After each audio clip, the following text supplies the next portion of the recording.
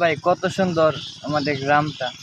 যেখানে আমি চেয়ারে বসে থাকি, এখান থেকে আমি ওদিকে তাকিয়ে থাকি, দেখছেন কত সুন্দর আকাশটা।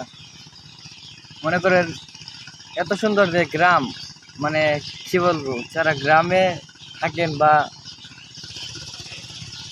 পাশে গ্রামে তারা জানেনি, যারা শহরে থাকেন তারা গ্রামে আইসা ঘুরে যেতে পারেন।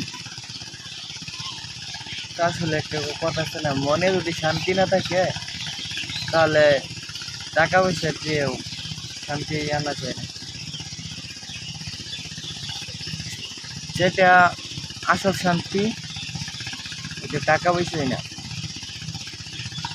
টাকা পয়সা দিয়ে কখনো শান্তি কেনা সম্ভব না। তো আশা করি এই বিষয়টা বুঝতে পারছেন। আর আমার চ্যানেলটিকে সাবস্ক্রাইব করে দিন। ভালো থাকবেন, আল্লাহ হাফেজ। আপনার দিন শুভ হোক।